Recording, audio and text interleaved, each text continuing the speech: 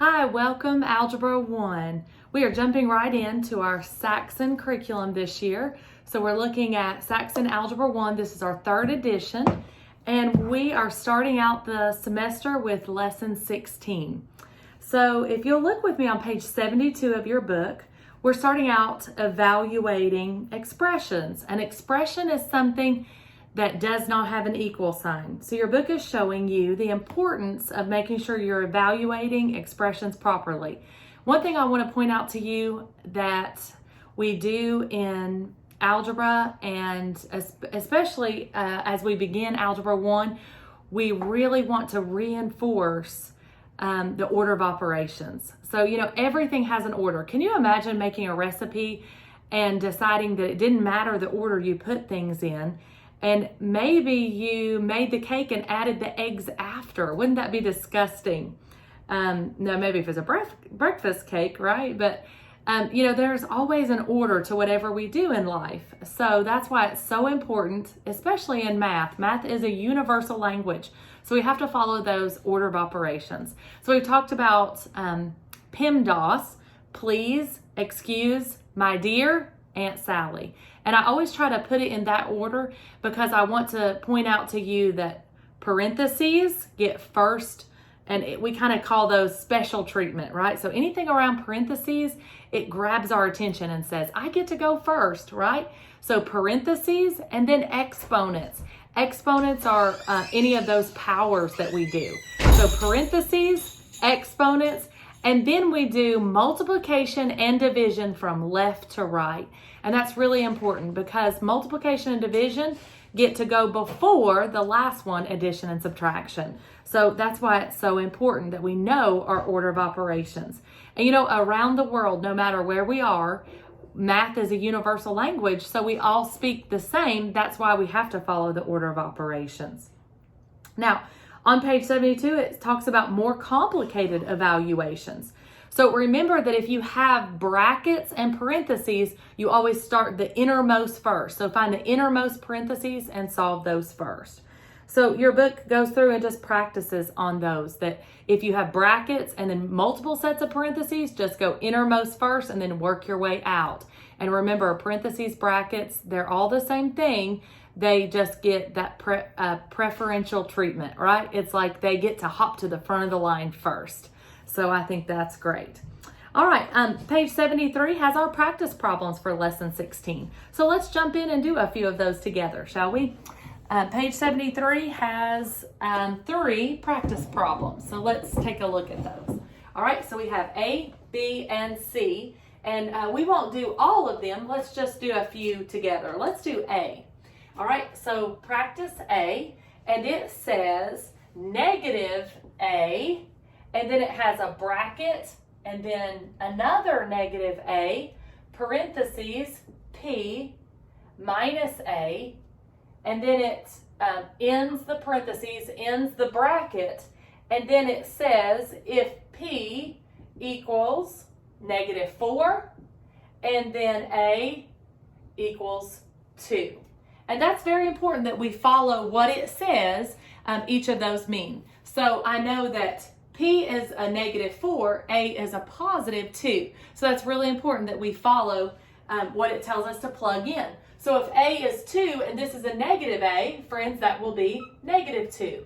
So notice what I'm doing is I'm substituting in those variables in place of what I already have. So again, negative 2, parentheses, negative 4 minus 2, parentheses, end of bracket. Now, parentheses and brackets are like neon flashing lights that say, I get to go first, right? I get to jump to the front of the line. Well, because I've got a bracket here and a parentheses here, I do innermost first. So this gets the first preferential treatment. They get to go first. I owe 4, and then I'm taking away 2. Or another way we could look at it is change the sign of the second, follow the addition rule. I owe 4, now I owe 2, so now I owe 6, right? Now my parentheses here, I've solved the inside, and there is no sign between the negative 2 and the parentheses. So in the absence of a sign, it means multiply. I hope you said it home, right? And so I can change the bracket to a parenthesis since I've already solved this one, right? I usually underline what I do so that way I know that I'm bringing down everything else. And I don't want to forget this -2. So that's why I underlined here to remind me I'm doing this bracket first. Or excuse me, this parentheses. Now I'm doing the bracket because I solved the parentheses and now I'm bringing down and I changed the bracket to a parentheses. So what is -2 times -6? And understand I'm multiplying because there was no sign here and here, so that means multiply, right?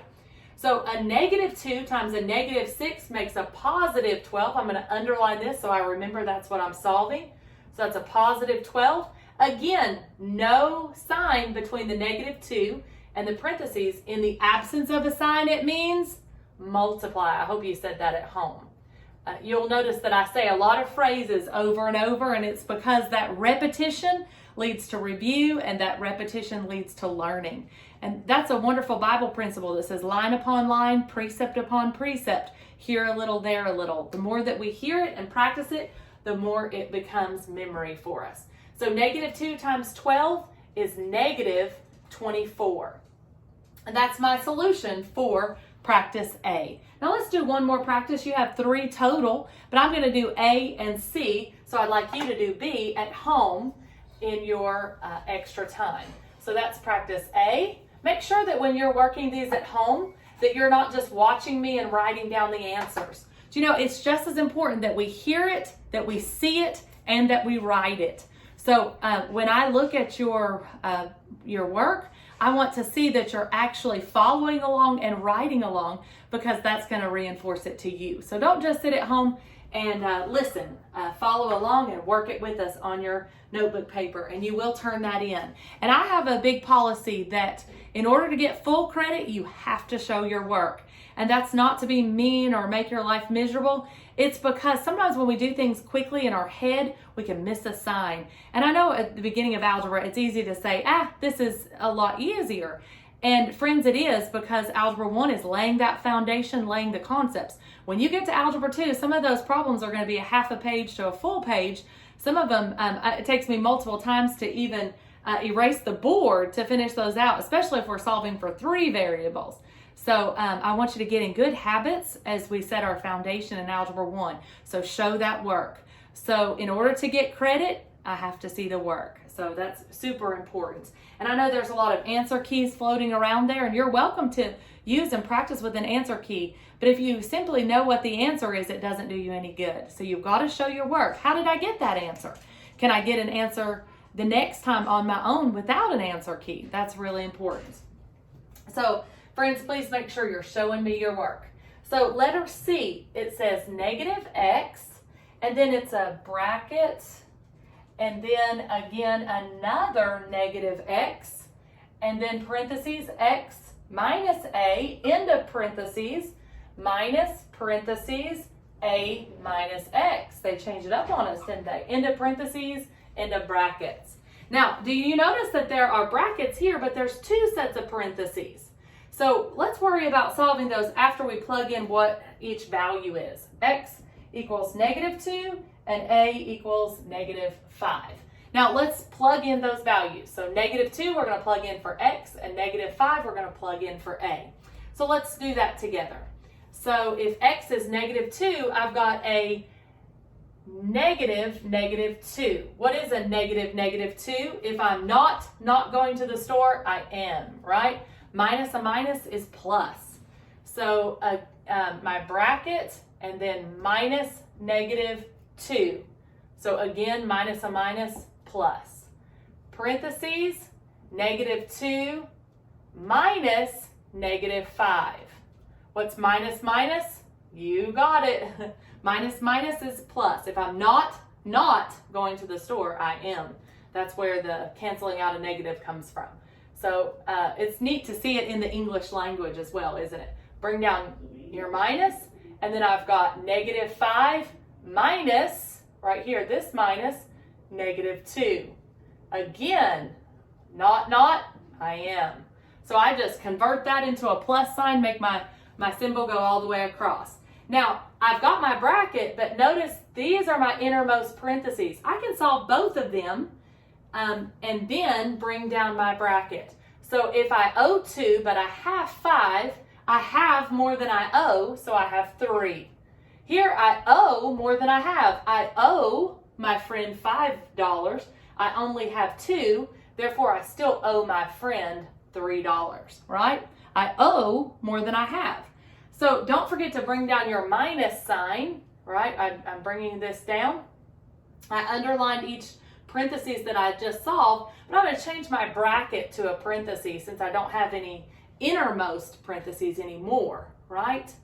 And then don't forget that I was multiplying because there is no sign here, so I'm multiplying times 2. Now, order of operations say I should multiply first, so I would have 6 minus -3. What is 6 minus -3? A minus, that's plus. So 6 plus 3 is 9. Now, friends, I made a mistake as I came down. Did you catch it? I hope you're being cautious at home because I got so excited about my parentheses and brackets that I just focused all my attention on those. Wouldn't it be easy to forget this little guy hanging off right here? So my 2 should have been placed each time there so that way I didn't forget. 2 times 9, there is no sign in between the 2 and the bracket, so it's 2 times 9 equals, what'd you get, friends? 18. I hope you got that at home as well. So that's a good practice for us. So we did practice A and we also did practice C. So I hope that that's an encouragement to you. Now, are these hard problems? There's not a lot of deep math in them. It's kind of tedious, isn't it? Where I have to make sure that I'm being cautious and I'm watching my signs. So that's lesson 16. All right, let's jump right into the next Saxon Algebra 1 lesson. So let's take a look at lesson number 17.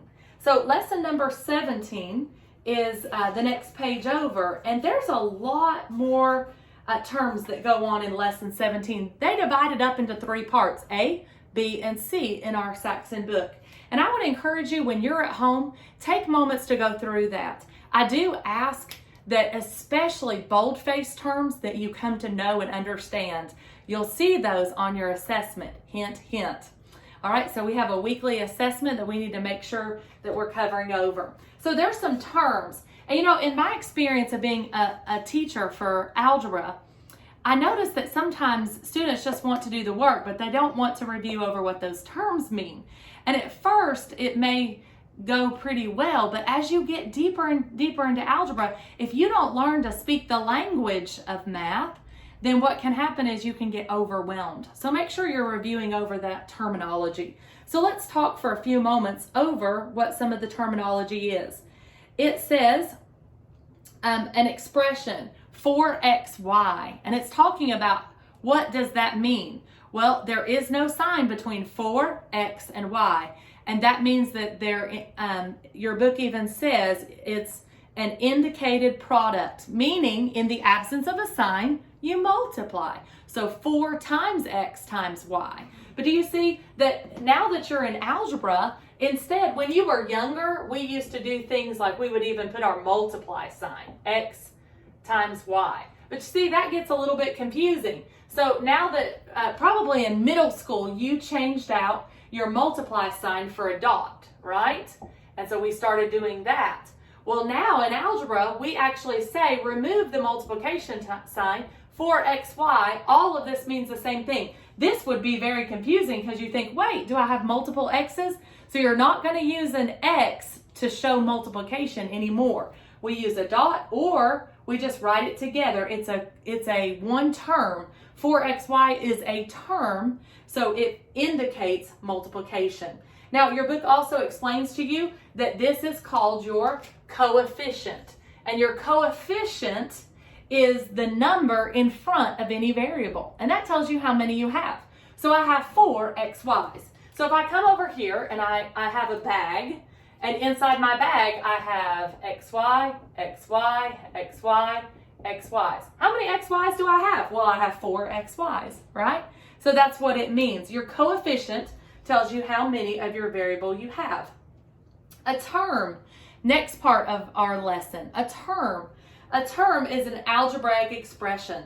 And so a term can be one variable or multiple variables. So like I could say x is a term, 7x is a term. We already talked about 4xy is a term.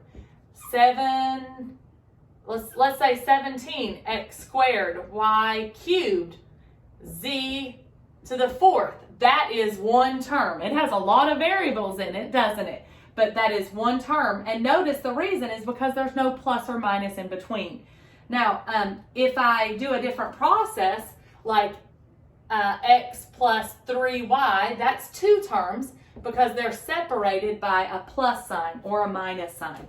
But when you have a product in between, that is one term.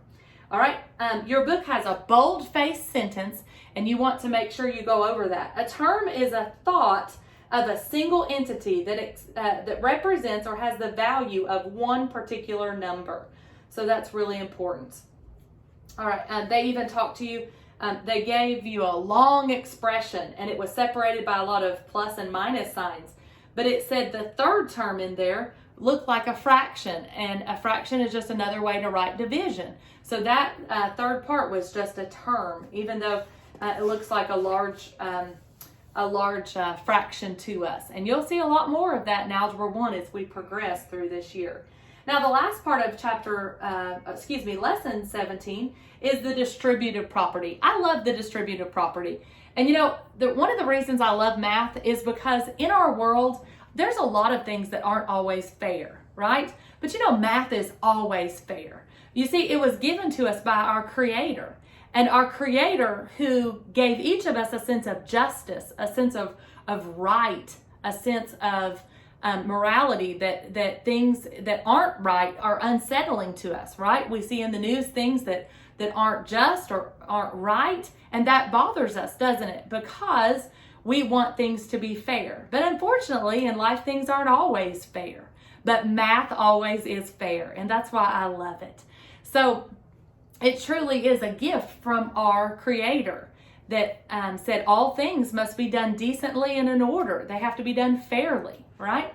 So when we look at the distributive property, what I love is that think about distributing something. So if I were distributing candy in class and I said everybody gets 2 pieces of candy, well, I'm distributing that fairly to all. It's getting passed out to all. Maybe I distributed a test. Wouldn't it be sad if one day I told the whole class I'm distributing this test and then I left out a row? Well, probably that row would say thank you, but if it affected their grade, they wouldn't, right? So distributing, we want it to be fair. It goes to all, right? So in 17C, it talks about distributing. So let's take a look at what the distributive property looks like. So if I have A, and then I put x plus 1, well, what happens? Well, it gets distributed. That A is getting distributed to everything inside the parentheses. Now, I can't add x plus 1 together. I know that we just talked about, wait, doesn't parentheses get preferential treatment? Unless they come out here and tell you what x is, I can't combine x plus 1. That's not 1x, friends. It's x plus 1. They're not like terms, so I cannot add them together. But I can distribute the A to both. So my answer would be AX plus 1A or just A. You can write it either way, 1A or A. I am one teacher or a teacher, right? So you don't have to put a number in front of it, right, to know that it is just one. So if I have X, I have 1X. If I have A, I have 1A, right? So it's understood. So I distributed that A to both. Now let's jump to your practice and let's do a few of those. You've got A through F in your practice problems, and we won't do all of them, but let's practice a few, okay? So let's look at practice A. It says evaluate 4 parentheses 5 minus 3 by adding and then multiplying. All right, so in your practice, they're just wanting you to think about what you're doing. So if they're just wanting us to practice the different ways of the distributive property, Now, all of these are like terms. So in the last example I gave you, it had a variable in it, we couldn't combine it. But here, I can easily start innermost, they're like terms, so 5 minus 3 is 2. I had 5, I owe 3, so I have 2 left. So I would just say 4, there is no sign, it's an understood multiply. 4 times 2 is 8, right? Now another way I can look at this is if I distribute. Now the reason this can be solved 2 different ways, and once we get into algebra with variables, you're not going to be able to solve it 2 ways because they weren't like terms in the last one. But 4 times 5 is 20, and then don't forget the 4 gets distributed as well to the 3, so 20 minus 12. What is 20 minus 12? Well, friends, it is 8 as well. So that's all your book is trying to show you, is that the distributive property, you get the same answer whether you follow your order of operations or whether you distribute. Now, the only time that won't work is if, again, they're not like terms, then you can't combine them because you won't know what a variable is, right? So, letter C, use the letters A, B, and C and parentheses to write the distributive property. So they showed you the distributive property, so A and then B plus C.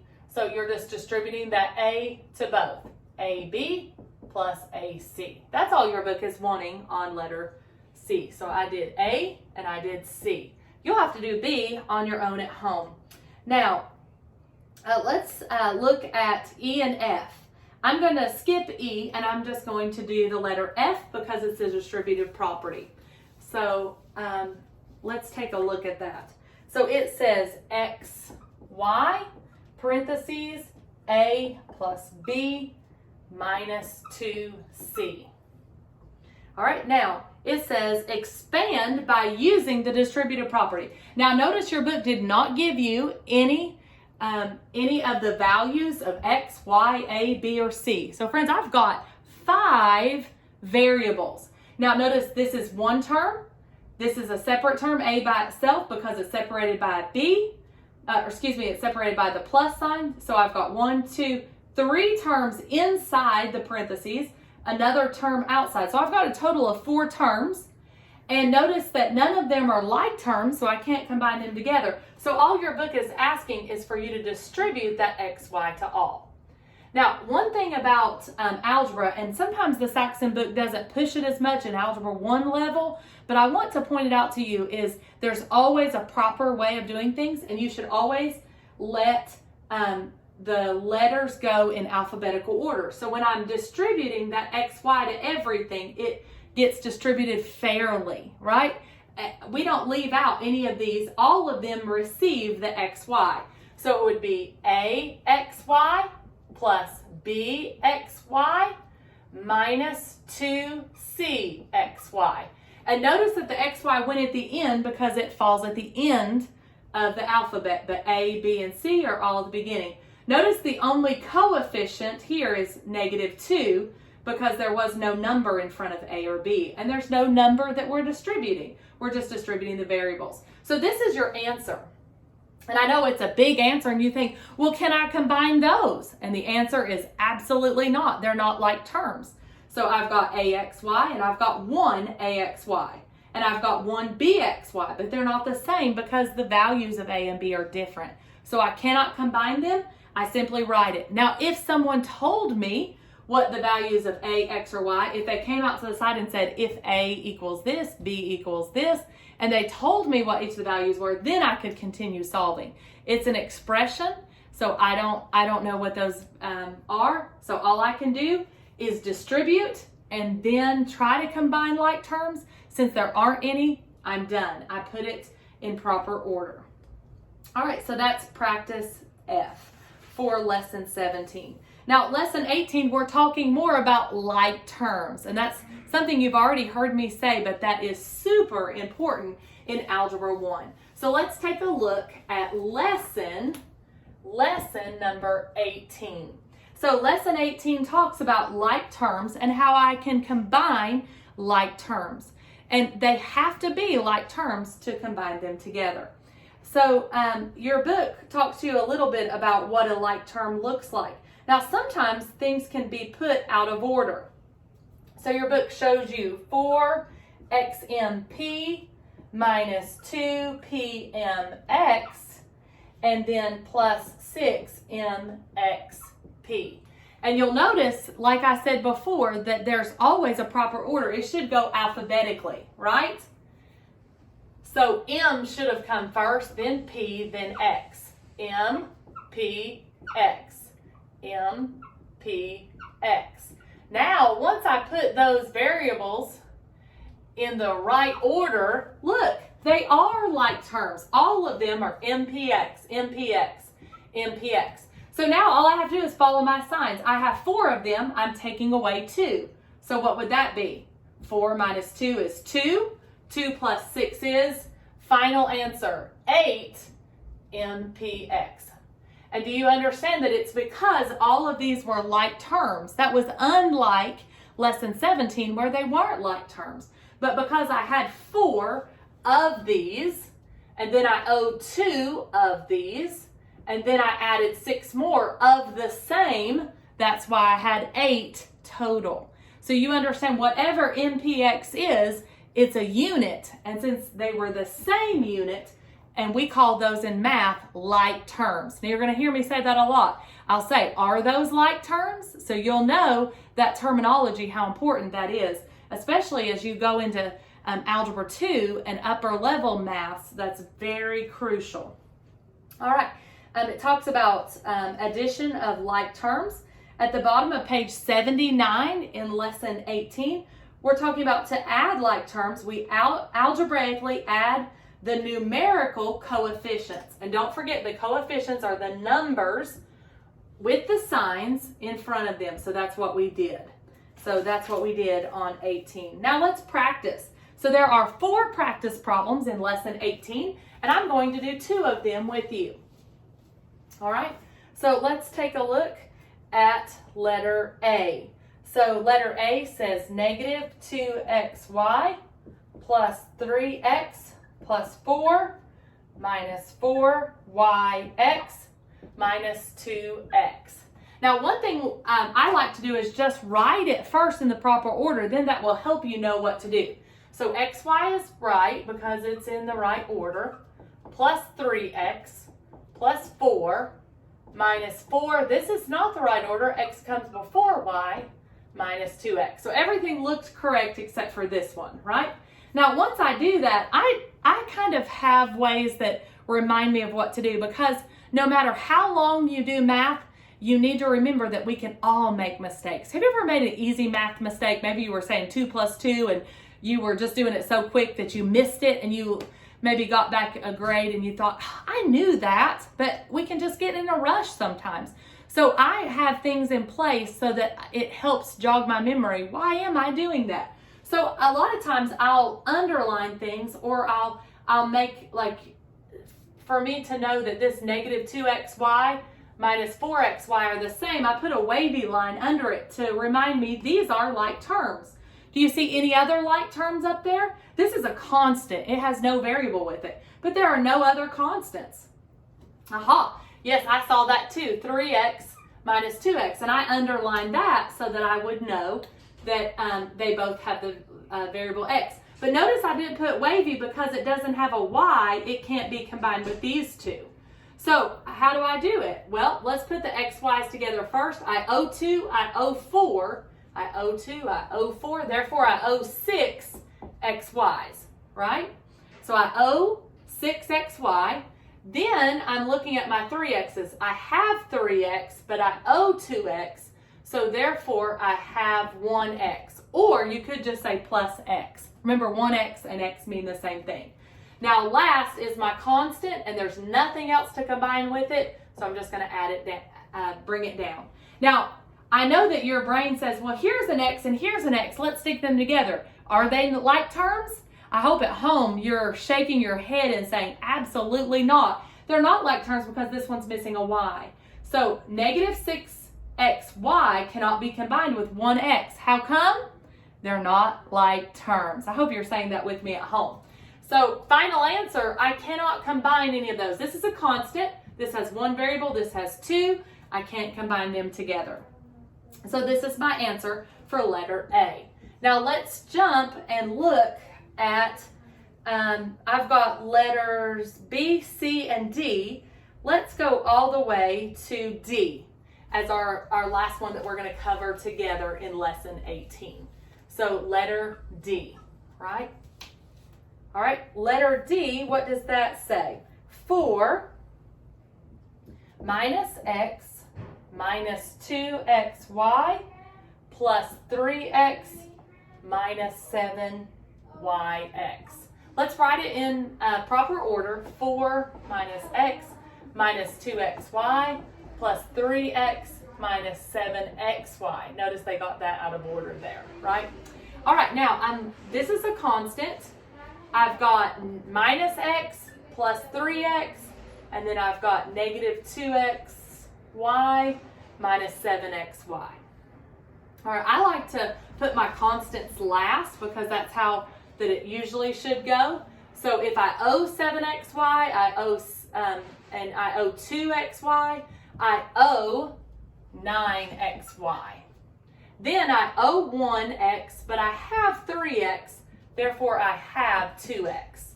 And if you're ever confused about addition and subtraction and positive and negative numbers, I encourage you to spend extra time reviewing that. And you know, we are all given that sense of justice. If you get confused, think of it in terms of money. I owe, like on this one, I owe mom $1, but I have 3, so therefore I have 2, right? But here I owe mom 2, I owe mom 7, I'm getting deeper in debt. I owe mom 9, right? All right, last is 4. Now there is no sign in front of 4, so it's an understood plus 4. If there is no sign, it's understood positive, right? I'm 40. I'm actually over 40. I'm 42, right? So I don't tell people I'm positive 42, right? It's an understood, right? I want 5 candy bars. Is that negative 5 candy bars? No. I want 5. If it's a number given, it's understood positive, right? So if there is no sign in the front, it's understood positive. So I wrote plus 4. There was nothing to combine with that constant. These are not like terms. They're separate terms. 1, 2, 3 separated by the plus sign or the minus sign. This one has a minus, a negative. A negative and a minus are interchangeable, right? They mean the same thing. If I'm taking away 2, that's the same thing as adding a negative 2. And that's an important concept to review over. All right, our last lesson for this week is lesson number 19. Now, I want to encourage you, if you're starting to feel overwhelmed, don't take each of these lessons and try to get all your math done in one day. That can be overwhelming. Your mind can go on overload. Push pause, take a break, and you can come back another day and do another lesson. But don't wait and procrastinate and do all 4 lessons on one day. It will overload. And you know, math is meant to be reviewed and practiced. Spend some time in between, unstress your mind, do some different activities, go take a walk, and you know, that line upon line, precept upon precept. Make sure you're practicing at different times. But if you just cram, you're just putting it into short term, and that's not going to last and go the distance for Algebra 1 and Algebra 2. So I encourage you to push pause and come back at a later time. So let's look at lesson 19. All right, lesson 19 talks about exponents. It also talks about negative numbers, and also the powers of negative numbers, roots, and how to evaluate those powers. So we've talked about order of operations, and we've talked about parentheses. Now we're looking at powers, and that's super important in our order of operations. So your book talks about what is, so let's say x cubed. So, and anything that, like, if I say x squared, 2 to the second, or excuse me, x to the second power, our nickname is squared. So I'm going to write that here so we remember that, squared. So when we talk about putting carpet on a floor, we usually talk about feet squared because we're talking about laying it over the whole floor. You don't just put a strip and say, I put carpet in the whole room, right? You have to multiply the dimensions, length times width, and that gives you the area you're going to cover squared, right? And then this would be cubed, right? So 3 we call cubed. Those are its nicknames. But then I would have x to the 4th power, x to the 5th power, x to the 6th power, and you could go on and on. But these are the only two that we have a nickname for, right? Now, if a variable doesn't have an exponent, it's understood to the 1st power, right? So I told you just a few moments ago, I'm 42. I'm 42 to the 1st power. Could you imagine if I was 42 squared? Wow. Please don't do that math at home. That's a lot of years, right? So any number that does not have a power written is understood to the 1st power, the 1st degree. All right, now one thing I want to talk to you about is what does that mean? So I say x cubed, but what does that mean? Well, I have seen students before say that means 3 times x, and I want to say a big no, no, no, no, no. You have to retrain your brain because your brain knows it's the process of multiplication. You see the 3. The power tells us how many times we multiply by the base. So the base is x, so I multiply the base times itself 3 times. So here, x to the 6th, that would be x times x times x. Whew, I'm getting tired from writing all my x's, right? 2, 4, 6 x's. X to the 6th is 6 of them multiplied together. Now that might not seem a lot to you, but plug in a number like, say, x is 10. 1, 2, 3, 4, 5, 6. That would be 1, 2, 3, 4, 5, 6. So what number is that? Then the value, if x were 10, then it would equal 1,000,000. That's a lot, isn't it? So when you're multiplying powers, numbers can go up very quickly. Now, what if, so your book talks to you about powers, and it shows you there. Now, one thing I want to draw your attention to is if I have -2 and I say squared, or I have -2 squared, there is a difference. Now, a power is only what it's touching. So in this case, this could be rewritten negative times 2 squared. But in this case, since I put parentheses around the negative, this equals -2 times -2. And there is a difference because 2 squared would just be 4, but then this is the same thing as saying times -1, that equals a -4. But here, -2 times -2 equals a +4. So even though you look at these two and they had the exact things, the parentheses made all the difference. The parentheses said I get to multiply -2 times -2. That gave it 4. Here it didn't have it, so it's like saying -1, and the power is only touching the 2, not the negative, since there's no parentheses around it. So friends, be careful of that. That will really give you a wrong answer. And right now I know that's just the difference between -4 and +4, but I'd much rather have $4 than owe someone $4. And you can imagine as numbers get a lot bigger, that would be a lot different. Could you imagine the bank telling you you have $1 million or saying you owe $1 million? That's important math, isn't it? All right, we'll hope for your sake it's the positive, all right? All right, so we've talked about positive and negative numbers, so make sure we're on the lookout for that. And then your book is teaching you how to simplify those powers. Now they're looking at 19C.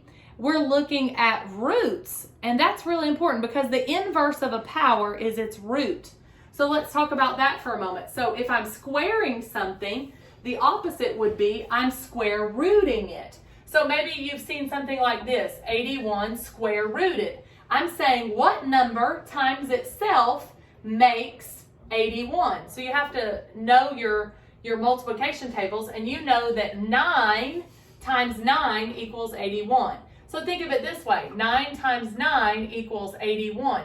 Therefore, since 9 squared is 81, then I know that the square root of 81 is 9. So I'm kind of doing the inverse there. The inverse of a power is a square root. So I'm looking at that there. Now, your book is also showing you that there are such a thing as a cube root. So if I know that 3 cubed, what is 3 cubed? That equals 3 times 3 times 3. I have my base is 3. My power tells me it gets multiplied 3 times. So 3 times 3 times 3. So that's 9 times 3, it's 27. So what if I did the inverse of that? What is the cube root? Notice if it has a number out to the side, that's the root of, so it's the cube root of 27, right? So what's the cube root of 27? Well, I know it's 3. How come? Because 3 times 3 times 3 equals 27. So that's where you know your multiplication tables are going to come in handy. Now, what if I had the 4th root of 16? Do you know it? Now, your calculators have a button where you can actually go into math and you can type in and it'll have a box here flashing and you can put 4 and then type in 16 and press equals. But I know your mind can break this down. I know that 4 times 4 is 16. Well, if I break those down, I know each of those 4 can break into a 2, right? So I know that I have 1, 2, 3, 4 2s. So I'm looking for what multiplied by itself 4 times equals 16. My answer? 2. I hope you got that at home. So great job on those. Now let's jump in. Oh, we've still got a letter D. I'm sorry. I thought that lesson 19 was divided into A, B, and C, but it's actually got a D as well. So I apologize. Now it talks about how to evaluate powers. Now don't forget in your order of operations, parentheses come first and then powers. So that's very important to follow those order of operations. They talk a little bit about the positive and negative there. So make sure you're on the lookout for those. And they give you some practice of plugging those in. Now, one thing I love about Saxon is they always want to review. So if they've thrown you into powers, they're going to give you a whole bunch to practice with those. So you'll see that this week on your assessment. So make sure that you're on the lookout practicing with those powers. All right, so let's do some practice problems together and see if we're ready to do lesson 19. So you've got a lot of practice problems. A through F are simple with your powers, and then they've given you some to evaluate. So let's jump in. Letter A we've actually already done, and we did B, didn't we, friends? We did A and B because we already talked about with parentheses and without. So I didn't realize I was working ahead, but sure enough, I was.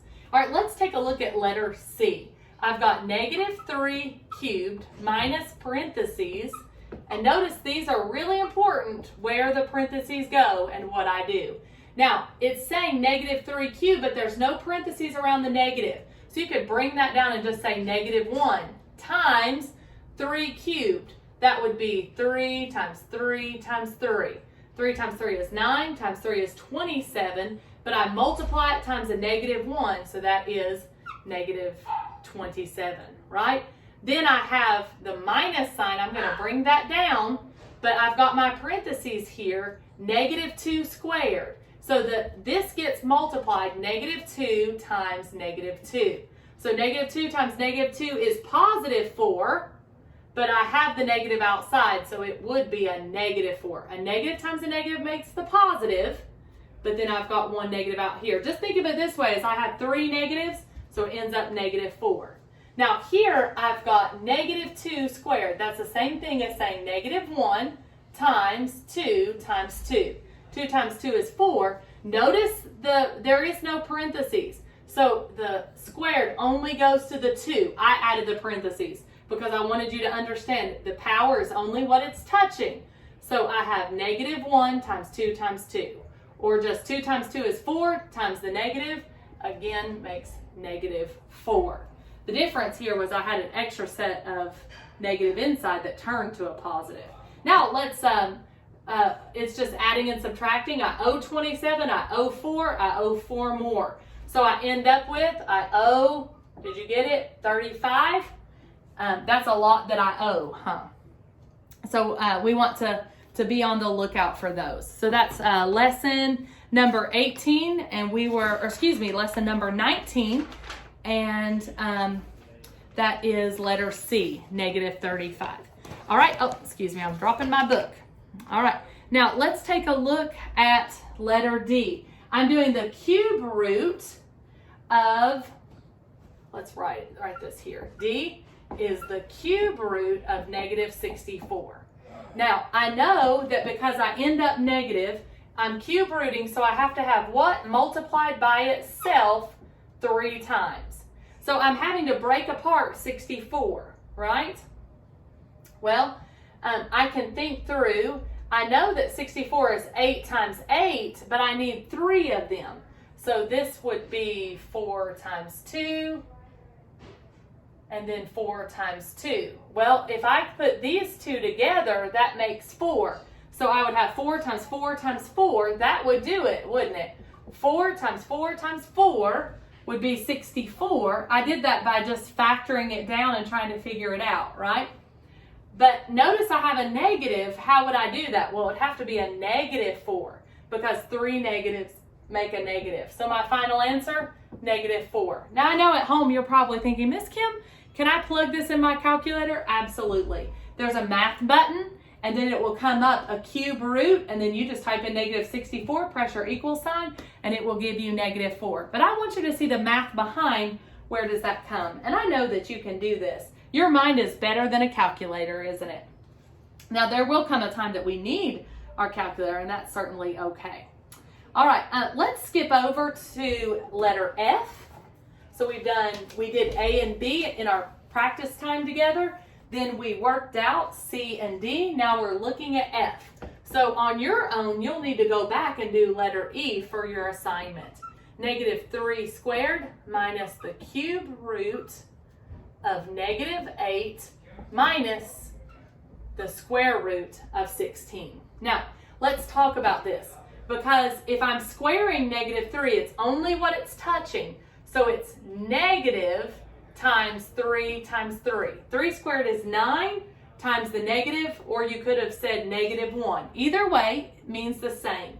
So 3 squared is 9. Don't forget the negative out front, negative 9.